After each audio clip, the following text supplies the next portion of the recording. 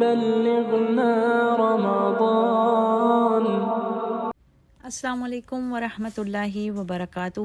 سبحان اللہ و بحمدہ سبحان اللہ العظیم. اللہم فقہنا فی الدین رب یسر ولا تعسر وتمم بالخیر وبک نستعین. اللہم اجعل القرآن ربیع قلوبنا وجلاء صدورنا وذہاب حمومنا وغمونا آمین یا رب العالمین. دورہ قرآن میں آج ہم پارہ نمبر 11 کا آغاز کریں گے. اس پارے میں سورہ توبہ کا بقیہ حصہ اور سورہ یونس ہے، اور پارے کے آغاز میں اللہ تعالیٰ نے مہاجر اور انصار صحابہ میں سے ایمان پر سبقت لے جانے والے صحابہ کا ذکر کیا ہے کہ اللہ ان سے راضی ہو، اور وہ اللہ تعالیٰ سے راضی ہوئے، اور اللہ تعالیٰ نے ان کے لیے اپنی جنتوں کو تیار کر دیا ہے جن کے نیچے نہریں بہتی ہوں گی، اور یہ بہت بڑا اجر ہے. مزید اس بارے میں اللہ تعالیٰ نے اس حقیقت کا بھی ذکر کیا کہ مدینے میں رہنے والے بہت سے لوگ منافق ہیں، اور بہت سے لوگ منافقت کی موت مر رہے ہیں. اگرچہ رسول اللہ صلی اللہ علیہ وسلم ان کو نہیں جانتے تھے، مگر اللہ تعالیٰ ان سے اچھی طرح واقف ہے. اللہ تعالیٰ فرماتے ہیں کہ میں ایسے لوگوں کو عام لوگوں کے مقابلے میں دگنا عذاب دوں گا. اللہ تعالیٰ نے اس صورت میں منافقین کی بنائی ہوئی ایک مسجد کا بھی ذکر کیا ہے. منافقوں نے اس عمارت کو اس لیے بنایا تھا تاکہ اس میں بیٹھ کر اہل ایمان کے خلاف سازشیں کی جائیں، اور ان کی قوت کو پارا پارا کرنے کے لیے ان کے دلوں میں ایک دوسرے کے خلاف تفرقہ پیدا کیا جائے. اس مسجد کا نام مسجد ضرار بتایا جاتا ہے.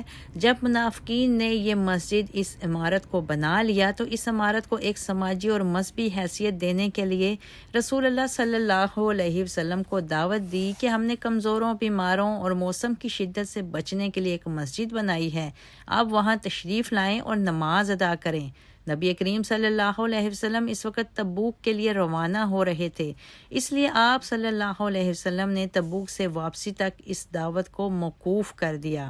جب آپ صلی اللہ علیہ وسلم تبوک سے واپس آ رہے تھے اور مدینے سے کچھ فاصلے پر تھے تو اللہ تعالیٰ نے اس وحی کا نزول فرمایا، والذین اتخذوا مسجدا ضرارا وکفرا.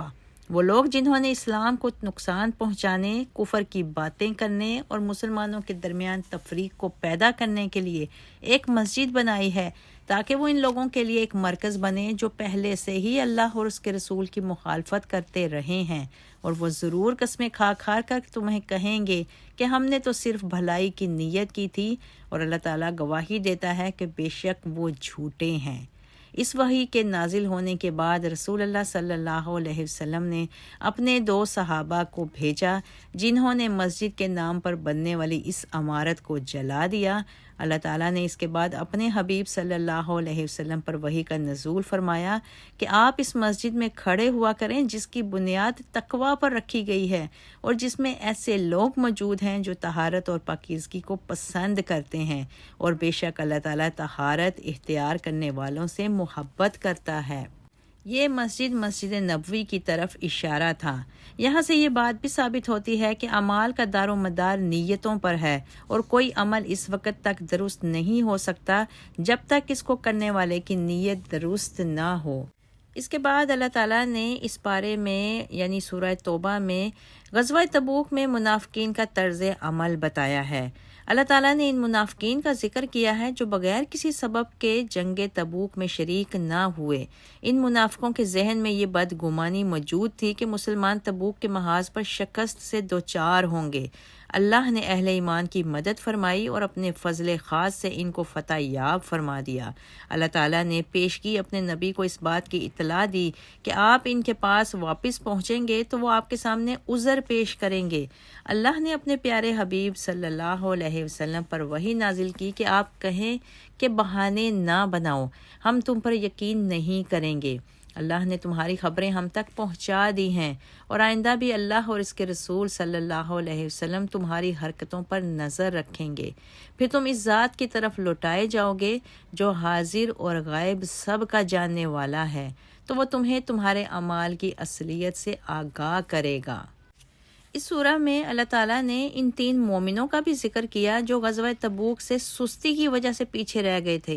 سستی کی وجہ سے پیچھے رہ جانے والے اہل ایمان نے بارگاہ رسالت مآب صلی اللہ علیہ وسلم میں اپنی غلطی کا اعتراف کیا۔ جب اللہ نے منافقوں کے عذر کو قبول کرنے سے انکار کر دیا تو ان 3 صحابہ اکرام رضی اللہ تعالیٰ عنہم کو فکر لاحق ہوئی کہ اب اللہ تعالیٰ ان کی غلطی کیسے معاف کرے گا۔ ان کا ضمیر بوجھل تھا اور دل صدمے سے دوچار تھا اور یہ کسی نہ کسی طرح اپنی اس غلطی کا ازالہ کرنا چاہتے تھے۔ رسول اللہ صلی اللہ علیہ وسلم نے ان صحابہ اکرام کے سماجی بائیکاٹ کا اعلان کر دیا۔ 40 روز تک یہ صحابہ اکرام رضی اللہ تعالیٰ عنہ معاشرے سے کٹ کر زندگی گزارتے رہے اور ان کے اہل خانہ کے علاوہ کوئی ان کے ساتھ کلام کرنے کے لیے تیار نہیں تھا، یہاں تک کہ 40ویں روز ان کو پیغام ملا کہ اپنی بیویوں سے بھی علیحدگی اختیار کر لیں۔ اپنی بیویوں سے علیحدگی اختیار کرنے کے بعد ان کی کیفیت یہ تھی کہ زمین اپنی وسعت اور کشادگی کے باوجود ان پر تنگ ہو گئی۔ بالآخر 50 دن کے بعد اللہ تعالیٰ نے ان 3 صحابہ رضی اللہ تعالیٰ عنہم کی توبہ کو قبول کر دیا۔ ان صحابہ کرام رضی اللہ تعالیٰ عنہم کے واقعے میں ہمارے لیے یہ نصیحت ہے کہ جب انسان سے کوئی غلطی ہو جائے تو اس کو جھوٹے عذر پیش کرنے کی بجائے اللہ کی بارگاہ میں جھک جانا چاہیے۔ جو گناہ پر اکڑنے یا اصرار کرنے کی بجائے اللہ کی بارگاہ میں جھک جاتا ہے تو اللہ تعالیٰ اس کی خطاؤں اور کوتاہیوں کو معاف فرما دیتا ہے۔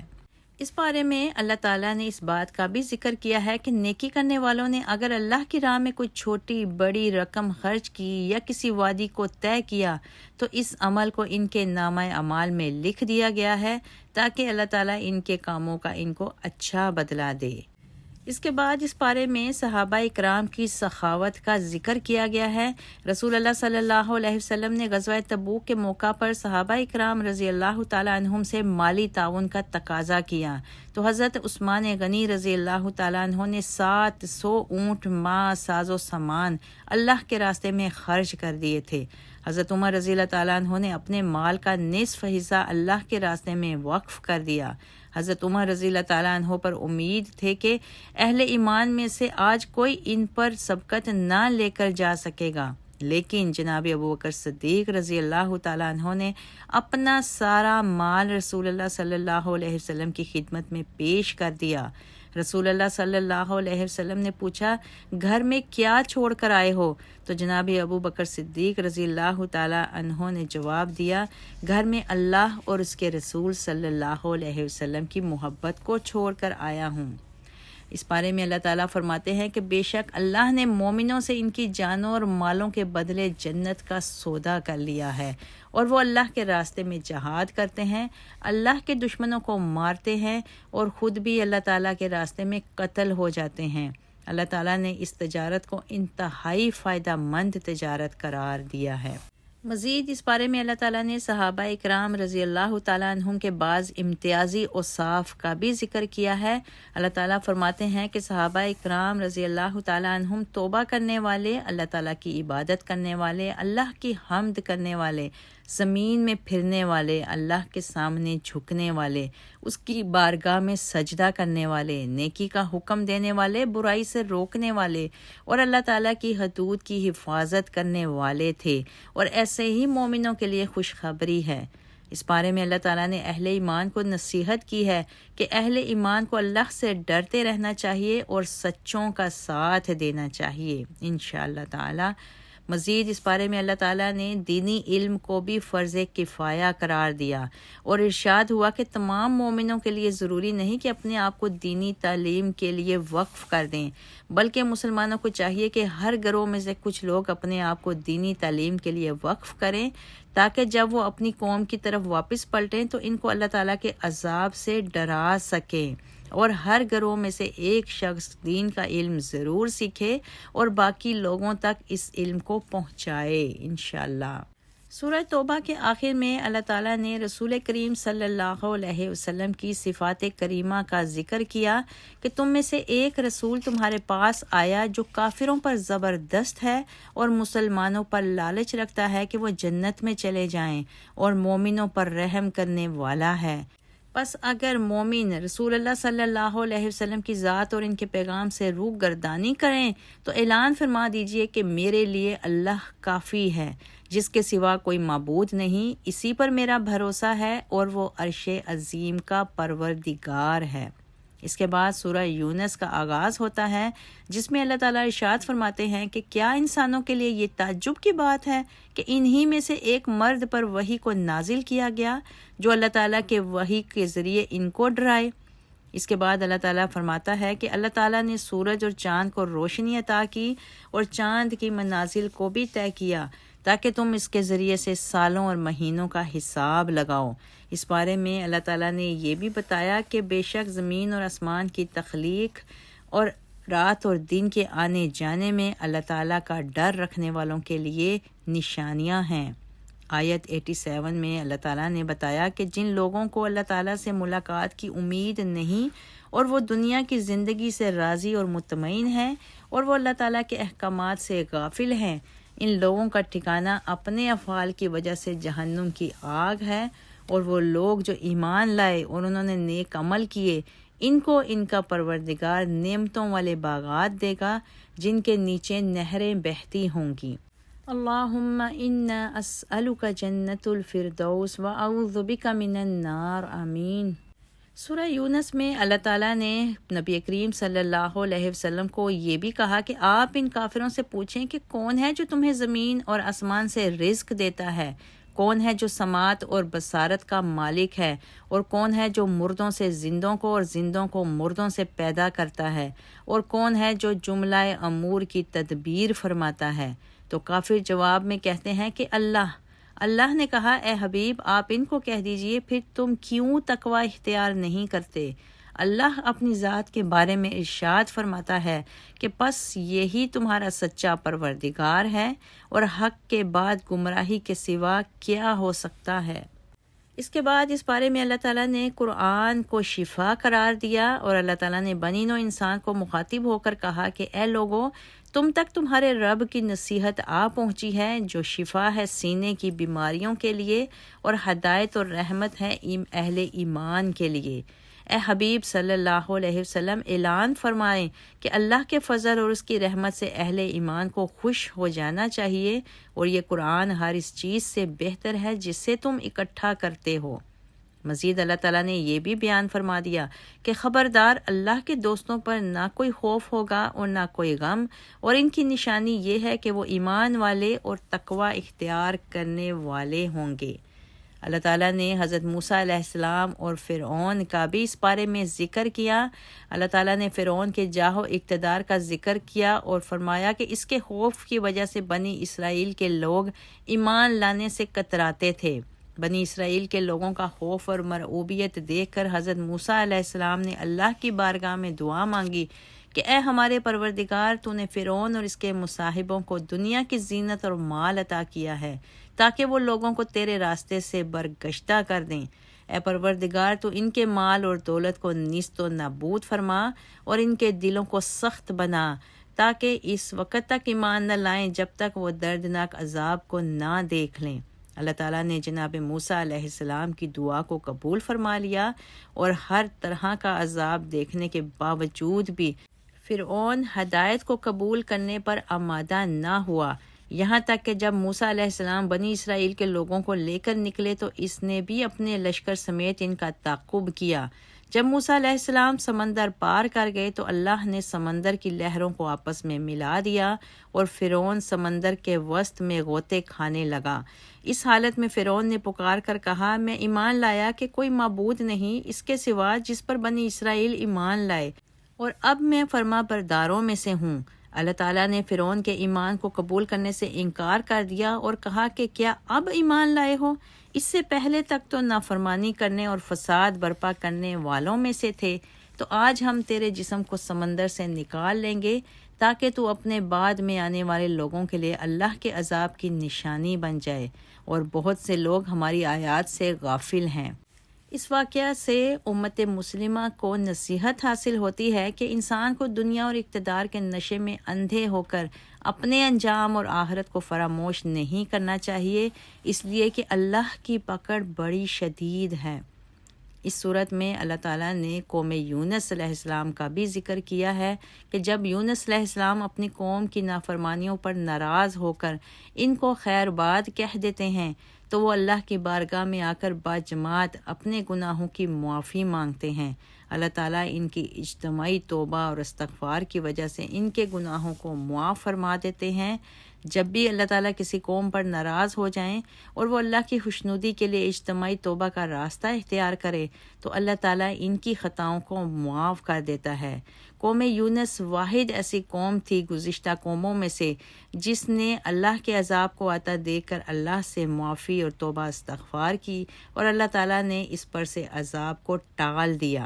अल्लाह ताला से दुआ है कि अल्लाह ताला हमें भी अपनी बारगाह में आकर इज्तमाई तौबा करने की तौफ़ीक दे ताकि हमारी इज्तमाई मुश्किलात का ख़ात्मा हो सके और हमें कुरान मजीद में मज़कूर मज़ामीन से नसीहत हासिल करने की तौफ़ीक दे। आमीन या रब्बुल आलमीन।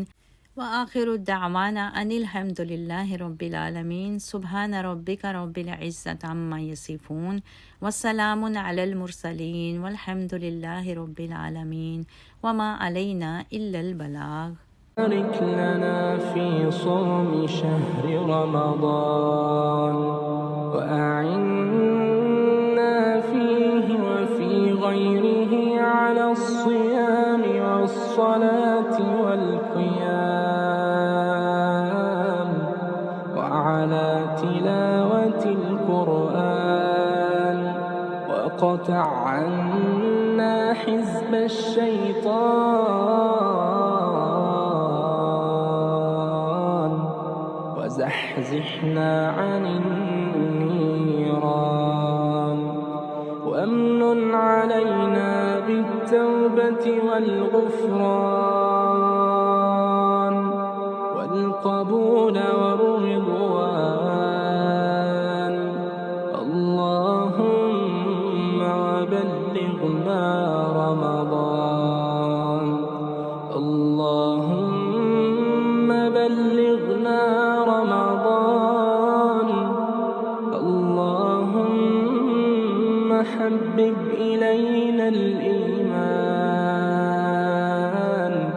وزينه في قلوبنا وكره إلينا الكفر والفسوق والعصيان. اللهم أسكننا الجنان وزوجنا من الحور العين الحسان وآتنا من كل فاكهة زوجان في دارك دار السلام بمنك وفضلك وجودك وكرمك وإحسان لطفك يا ذا الجلال والإكرام. اللهم وبلغنا رمضان. اللهم وبلغنا رمضان وارزقنا صيامه وارزقنا صيامه وقيامه وإتمامه وقبوله وتوفنا مع الأبرار. اللهم وبلغنا رمضان وبارك لنا فيما تبقى من شعبان وارزقنا صيام رمضان. اللهم وارزقنا صيام رمضان.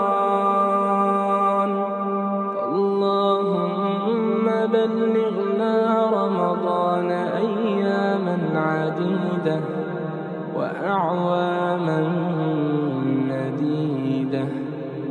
وصل اللهم وسلم وبارك على سيدنا محمد وعلى آله وصحبه وسلم.